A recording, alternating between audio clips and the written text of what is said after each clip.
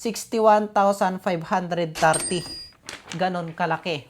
Okay mga boss, so mag-unboxing tayo mga boss. So ito na pala yung update sa ating Project Damulag. So ipapakita ko sa inyo kung ano na yung mga nabili ko at magkano na lahat itong nandito sa harapan ko mga boss. So ipapakita ko sa inyo yung total mamaya mga boss. So panoorin nyo muna to.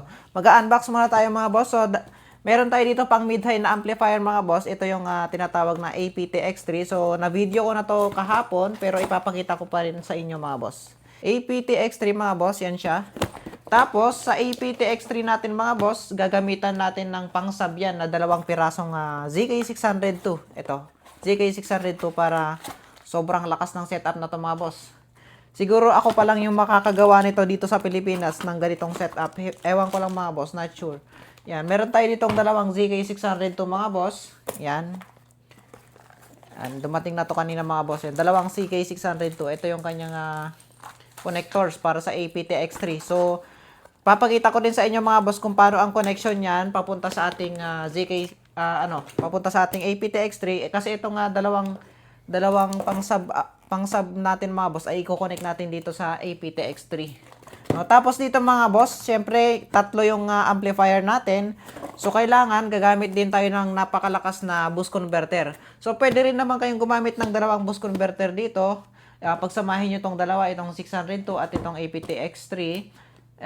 Mas recommended mga boss pag matagalan is gumamit na lang kayo ng tig-iisa na boost converter tulad nitong PW12. Yan, PW12 mga boss. So ilalabas ko na lang para makita nyo. Yan, meron tayo ditong 3 PW12 mga boss. Yan. Ito yung bukasan nito. Yan, so ilabas na natin lahat para yan, meron siyang built-in fan dyan. So iikot yan pagka na-reach niya na yung siguro mga 50 degrees Celsius. That's ito pa. Yan. So, tatlong boost converter mga boss. Yan. Yan siya. Tapos itong ZK602 natin. So, pakita ko na rin sa inyo para makita nyo yung pinagbibili ko. Baka akalain nyo, mura lang si Damulag mga boss. Baka may masabi na naman dyan, napakamura lang yan. Tapos, prenesyo ako ng 100,000. So, di ko nga alam kung mauubos ko yung 100,000 na budget mga boss para dito kay Damulag. So ito siya mga boss, yung pang mid-high natin. APTX3 pang mid-high natin, yan. Tapos itong dalawang to, ito yung pang sub natin. Bali ang gagawin kong subwoofer mga boss is size 12, 1800 watts. Ang gagawin ko mga boss, sa iisang subwoofer, gagamitan ko siya ng isang amplifier. So bali yung left and right ay ikukunik ko sa iisang speaker mga boss. So, ipapaliwanag natin sa next video mga boss kung ano yung gagawin ko dito. Sa iisang speaker lang mga boss, dual 2 ohms para mapalabas natin yung tunay na lakas ng ZK602 para yung 1200 watts ay ubusin natin yung lakas niya. Para yung dalawang chip nito mga boss, dalawa kasi yung ano nito, yung chipset nito na TPA3255. So dalawa yan per channel, tigi-isa sila ng chip. Yan. Ituturo ko sa inyo kung paano yung connection mga boss, no. Tapos ito, sabi ko nga, 3 PW12. Yan, tig-isa-isa sila mga boss. Yan, okay na tayo dito mga boss. So dito meron tayong step down. Ito yung step down para sa mga lights at sa ZK amp. Yan, ito yung magpapababa ng voltahe mga boss. Kung ito ay step down, ito naman ay step up, no? Magkaiba yan mga boss, step down, step up. So ito yung nagpapababa ng voltahe. Halimbawa ito 24 volts, yan, pabababain mo hanggang 2 volts. Pwede yan mga boss. Tapos ito 24 volts, patataasin niya ng 50 volts mga boss. So sana gigits nyo. Tapos meron tayo ditong power supply mga boss. So galing to kay Sir Otep. No, ang presyo nito ay bali, itong isang to mga boss na featured ko na to dati.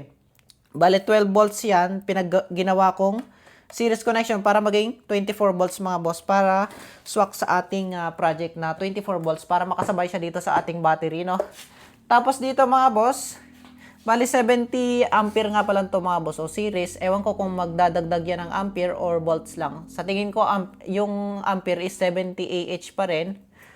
Ay, 70 Ah pa rin yung ampere ba yun o AH? So, never mind. So, dito meron tayong farad mga boss. Ang trabaho nito ay para siyang tangke na magre-reserve ng power para kaya Damulag. So, lalagyan ko si dubitan nito mga boss para naman may reserve siyang power para kahit todo yung bus niya is malakas pa rin, hindi siya made-delay. So, lalagyan ko sinubitan ng dalawa nito, tapos si Damulog naman ay lalagyan ko ng 4 na piraso. Napakalaki niyan mga boss. Ang specs nito ay L na audio na 1000 UF, hindi, 10,000 microfarad na 100 volts mga boss. So, saktong-sakto yan sa project natin. At etong battery natin mga boss, 25.6 volts mga boss. Pero 24 volts yan, 100 Ah at 100 ampere mga boss. 100 Ah, BMS niya is 100 ampere. Smart BMS mga boss, meron siyang Bluetooth.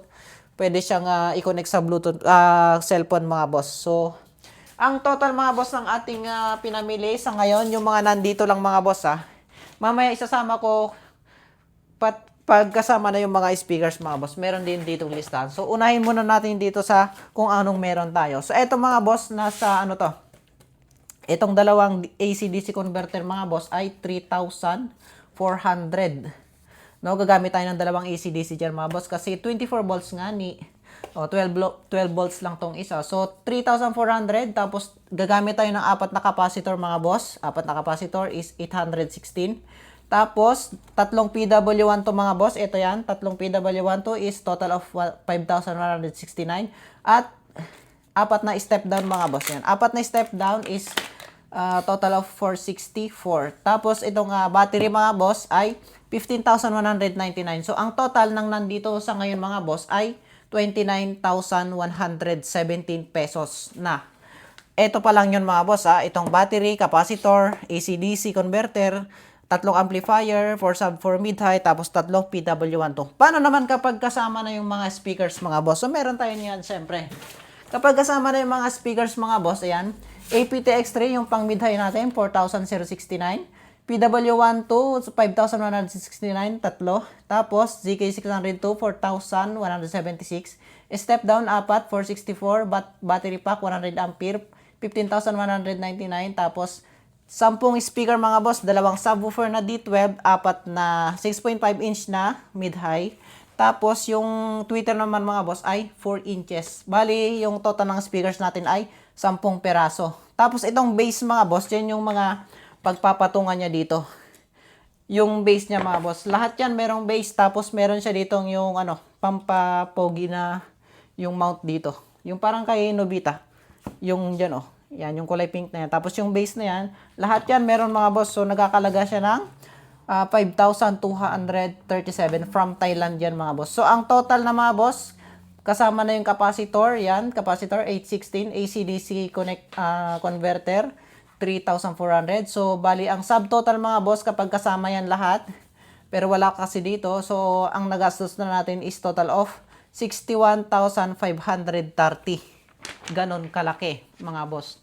Hindi pa yan kompleto mga boss Wala pa yung mga silicone wire, wala pa yung leather, wala pa yung box, wala pa yung pintura, wala pa yung ganitong plate, wala pa yung mga connectors mga boss, wala pa yung mga terminal, wala pa yung mga pangbalot ng wire. So, siguro maubos ko yung 100,000 na presyo ko kay Damulag mga boss. Napakalaki ng gastos nito mga boss. So, ako pa lang yata yung nakakabuo nito ng ganito kagastos dito sa Pilipinas mga boss. Sa Thai Concept lang.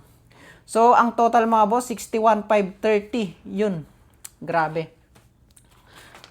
Tapos yung wire mga boss, biruin nyo yung wire na gagamitin natin dito kaya Damulag. Alam nyo yung isang metro lang na wire na gauge number 4. Alam nyo kung magkano? Nasa 500 pesos yung isang metro lang. So pagka bumili ako ng 2 metro nun, di 1,000 plus na. 1,000, oo. Tapos iba pa dito yung mga wire niya, mga gauge 8, mga gauge 11, gauge 12, mga boss. Tapos sa mga lights pa, wala pa nga yung lights, wala pa yung cooling fan mga boss. Wala pa yung handle, wala pa yung mga switch niyan. So, grabe, mauubos ko yung 100k dito. So, yun lang mga boss. Sana abangan nyo yung vlog natin about dito kaya Project Damulag kasi sobrang gastos nitong ganitong project mga boss. Grabe to. So, let's go. Okay?